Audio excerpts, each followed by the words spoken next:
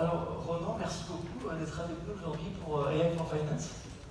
On est vraiment ravis de t'avoir avec nous pour que tu puisses partager ta vision.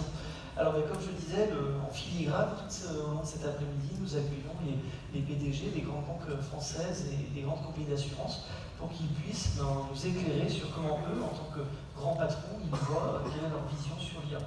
Moi, je suis très content de t'avoir avec nous, puisque je sais que depuis des années, tu es de ceux qui soutiennent le plus l'écosystème du digital et des startups en France. On s'est connus il y a plusieurs années maintenant via France Digital, que tu soutiens depuis des années.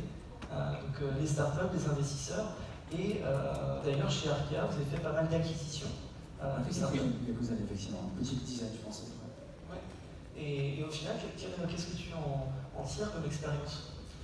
En fait, d'abord, je me dis que ça fait le lien avec le sujet d'aujourd'hui. C'est un des paris, dans le bon sens du terme, qu'on a fait de plus intelligent, parce qu'à l'heure où on parle d'écosystème ouvert, de plateformisation, d'intelligence artificielle, avoir su construire cet écosystème de start-up, de fintech, d'insurtech, c'est ce qu'on a fait de mieux, je pense. Ça prépare en tout cas l'avenir, avec beaucoup d'opportunités pour nous, beaucoup d'occasions à saisir, en étant sans doute vigilant à une chose, qui pour moi est sans doute l'alpha et l'oméga quand on fait ce genre d'opération, c'est toujours avoir en tête que quand on fait une acquisition de start-up ou une prise de participation, il faut chercher à raccorder et pas intégrer. Donc je pense que quand on garde effectivement en toile de fond cette idée sur laquelle la valeur on la trouve uniquement sur l'est de la latitude aux entrepreneurs qui sont en manette de la boîte, ben, on en tire beaucoup de choses. Donc on est vraiment très content de ça, et puis c'est vraiment un lien avec le sujet d'aujourd'hui, je pense. Et du coup, le sujet d'aujourd'hui pour moi est important puisque, et d'ailleurs je pense que ces acquisitions de start-up le montrent, intégrer la tech dans l'univers des grandes banques, c'est pas forcément évident. Comment toi tu penses qu'il faut s'y prendre? Comment l'IA doit s'intégrer dans les banques? D'abord, je pense qu'il faut avoir en tête que si les banques ont un enjeu si fort avec l'IA, c'est parce que ce sont des acteurs, je pense, qui, quand on regarde à la base comment ils ont fonctionné, les acteurs, quand ils ont utilisé de la donnée, historiquement, l'ont utilisé plutôt entre guillemets, pour juger leur clientèle, plutôt que leur apporter de la valeur. Soit c'est pas une critique, on comprend bien pourquoi, l'appréciation du risque crédit, le pilotage des risques, l'entrée en relation, ce sont des sujets sur lesquels on a beaucoup travaillé, mais uniquement sous cet angle-là. Les nouveaux acteurs qui arrivent nous montrent que ce qui est important, c'est de créer des cas d'usage pour les clients et de leur apporter de la valeur pour que justement la donnée soit d'accord de la partager avec vous. Donc ça, c'est un premier point important. Et puis la deuxième dimension qui fait qu'il y a pour notre secteur, c'est stratégique selon moi dans les années qui viennent, c'est que jusqu'à présent, c'est jusqu'à il y a 10 ans on va dire, et encore pour certaines activités, si vous vouliez faire un crédit consommation, souscrire une assurance automobile, une assurance emprunteur ou un crédit immobilier, la banque était incontournable. Dit autrement, et bien sûr je dis ça en caricaturant, il n'y a pas besoin de se forcer beaucoup, que ce soit en marketing ou en intelligence artificielle, pour voir les clients arriver chez vous. De toute façon, il n'y a pas le choix. La grande rupture, les deux grandes ruptures qu'on voit aujourd'hui, c'est que d'une part, dans notre industrie, beaucoup d'acteurs savent faire ce que nous savons faire. Ça, c'est un premier point. Donc nous sommes très incontournables. Et donc il faut savoir faire venir les clients chez soi. Deuxième dimension, la data, les clients veulent bien qu'on l'utilise pourvu, être encadré bien sûr par tout ce qui est réglementation, RGPD et autres, mais pourvu qu'on crée la valeur pour eux. Et c'est vrai que ces nouveaux acteurs, je pense à Budget Insight par exemple, dans lequel on vient d'investir récemment, montrent qu'en fait, l'avenir du modèle de la banque assurance est un modèle ouvert, de plateforme, dans lequel il y a sans doute un acteur central qui est la banque, dans lequel on va avoir autour des acteurs qui vont apporter de la valeur en marge de l'activité bancaire. Si je fais un crédit immobilier, on va m'accompagner dans la recherche du bien, dans son financement sans doute, dans son assurance, peut-être dans mon déménagement, peut-être dans les travaux. En tout cas, on va m'accompagner de telle sorte qu'en étant capable d'identifier, par l'intelligence artificielle qu'on mettra en œuvre, les moments où se passent finalement ces déclencheurs d'acquisition, on est capable de m'accompagner de telle sorte qu'effectivement je vais trouver important de passer par le groupe Arkea en l'occurrence, si je pense à nous, ou à d'autres acteurs bancaires. Et c'est ça que ces nouveaux acteurs nous apportent, c'est comme ça qu'on construit effectivement cette proposition de valeur. Je crois qu'aujourd'hui on est en train de rentrer dans l'ère, et l'intelligence artificielle va accélérer ça de ce que j'appelle la banque, de ce qu'on appelle, je ne sais pas, comme ça, la banque immergée. C'est-à-dire, pour vous, si on devait lister les 5 priorités ou même les AI chez Arkea l'année prochaine, qu'est-ce que tu me dirais? Bon, c'est peut-être compliqué de résumer tout ça, mais on a une première très basique, c'est cette acquisition de Budget Insight, c'est quelque chose auquel je crois beaucoup parce qu'il prépare l'avenir de ce que j'évoquais tout à l'heure, à savoir accompagner les clients sur le parcours de vie, détecter en amont par l'intelligence artificielle les moments où nous pouvons faire du business avec eux en leur proposant de la valeur. Et Donc on va créer des cas d'usage avec Budget Insight très concrets, parce que ces cas d'usage et cette transformation que j'évoque, on va toucher beaucoup notre réseau de distribution. Et un réseau de distribution de banque de détail qui, comme vous l'imaginez, peut être très perturbé par tout ce qui se passe en ce moment, parce que tous les fantasmes émergent aujourd'hui, depuis la banque de détail va disparaître, en passant par des robots les remplaceront tous. Tout ça, on a vu, c'est des fantasmes, il y aura des transformations bien sûr, mais pas c'est naturel. Et pour montrer que ces transformations apportent de la valeur et créent toujours de l'emploi dans le secteur bancaire, notamment, c'est pas la seule dimension, mais c'est une dimension importante qu'on transforme. Il faut des cas d'usage concrets. Donc on va s'attacher à construire des cas d'usage concrets de Budget Insight dans les mois qui viennent, justement pour être capable de démontrer à quel point, effectivement, dans la priorité, ça permet de voir les notes de la banque de manière différente. La deuxième chose qu'on va faire, c'est qu'on va continuer à construire ce que j'appelle la plateforme Arkea. Finalement, on fait de la prose comme M. Jourdain, sans le savoir.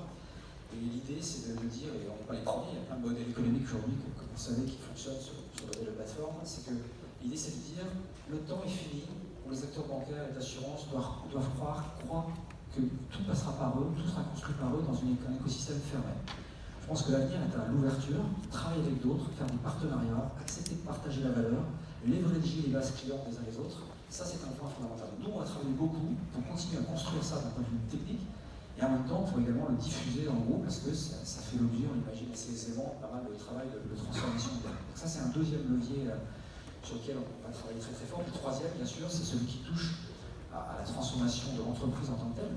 Accompagner nos réseaux de banque de détail, ceux qui existent, pour leur faire comprendre comment ces dynamiques-là vont créer la valeur pour eux, comment finalement, ce qu'on va leur demander demain, c'est pas tant de vendre des produits que de vendre de l'expérience. Cette expérience crée la valeur pour le client, ce qui a la valeur pour un client crée la marge pour nous. Donc c'est ça qu'on est en train, on va continuer à accompagner très fortement sur l'année 2020 et d'ailleurs bien au-delà.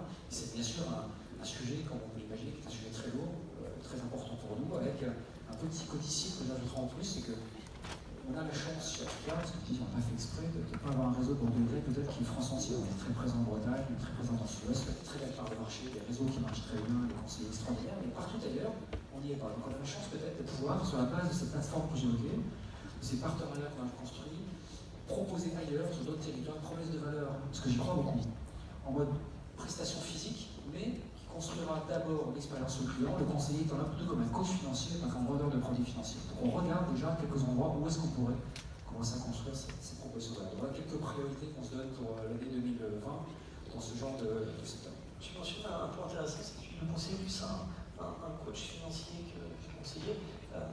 Je pense qu'ici, aujourd'hui, tout le monde ici se pose cette question, c'est qu'il y a beaucoup de collaborateurs de mon banque ici, ainsi que des start-upers. Quel va être l'impact de l'IA sur mon métier, en fait? Moi qui suis banquier, demain, est-ce que l'IA va m'aider? Est-ce que je vais aller plus vite, être plus efficace, être peut-être plus serein?